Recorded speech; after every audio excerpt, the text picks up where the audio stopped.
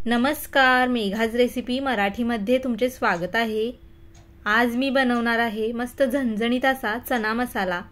तर चना मसाला बनवण्यासाठी इथं मी 1 वाटी हरभरे किंवा चणे रात्रभर पाण्यामध्ये भिजत ठेवलेले। कमीत कमी 8 ते 9 तास हे हरभरे पाण्यामध्ये भिजले पाहिजेत, म्हणजे ते चांगले मऊसर असे शिजतात आणि आतून कच्चे असे लागत नाहीत। आता हरभरे आपण चांगले मऊसर असे कुकरमध्ये शिजवून घेणार आहे। त्यासाठी भिजवलेले हरभरे कुकरमध्ये काढून घेऊ।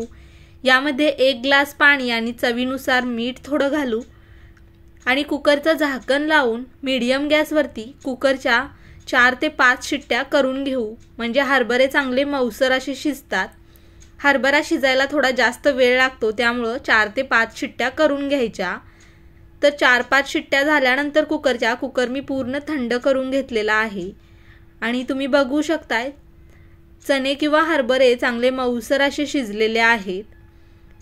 आता यामधले एक साधारण अर्धी वाटी हरभरे आपण वाटीमध्ये काढून घेऊ आणि अशा प्रकारे थोडे कुस्करून घेऊ, म्हणजे जी चना मसाल्याची ग्रेव्ही असते ती चांगली दाटसर अशी होते।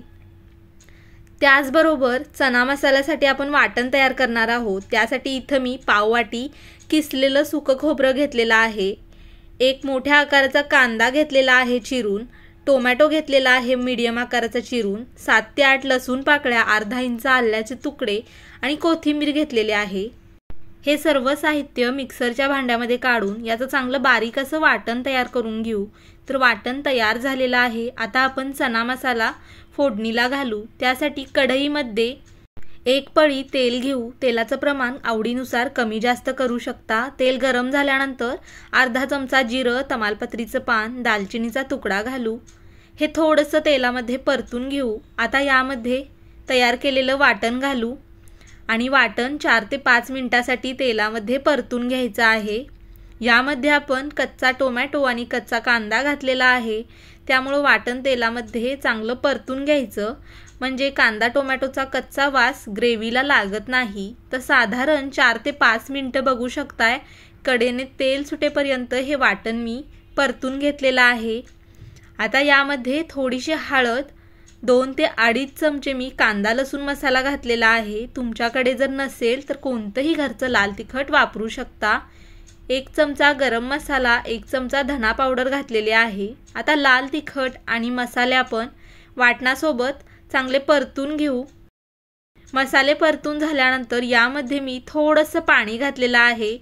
मिक्सरच्या भांड्यामध्येच थोडं पाणी घालून मी वाटणामध्ये घातलेला आहे।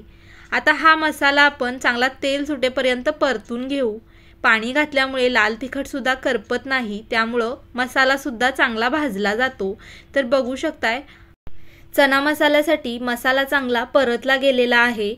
आता यामध्ये शिजवलेले हरभरे किंवा चणे घालू। त्याचबरोबर जे वाटीमध्ये आपण शिजवलेले हरभरे कुस्करलेले ते घालू आणि वाटणामध्ये किंवा मसाल्यामध्ये हे हरभरे आपण मिक्स करून घेऊ। मिक्स झाल्यानंतर यामध्ये मी थोडंसं चवीनुसार मीठ अजून घातलेलं आहे। सुरुवातीला सुद्धा मी मीठ घातलेलं, त्यामुळे अगदी थोडंच घातलेलं आहे।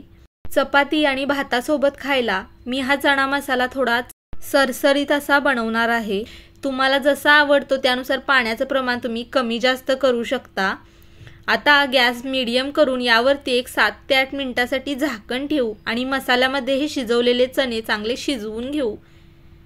तर थोड्या वेळानंतर तुम्ही बघू शकताय मस्त झणझणीत आणि चमचमीत असा हा चना मसाला तयार झालेला आहे।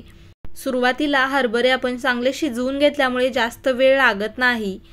वरून आता बारीक चिरलेली कोथिंबीर घालू आणि मिक्स करून घेऊ। बघू शकताय मस्त असा चमचमीत हॉटेलपेक्षा भारी चना मसाला तयार झालेला आहे। चपाती, रोटी, जिरा राईस कशासोबतही हा चना मसाला तुम्ही खाऊ शकता, मस्तच लागतो। तुम्हाला जर ही रेसिपी आवडली असेल तर लाईक करा, शेअर करा, चॅनलला सबस्क्राईब केलं नसेल तर सबस्क्राईब करा। धन्यवाद।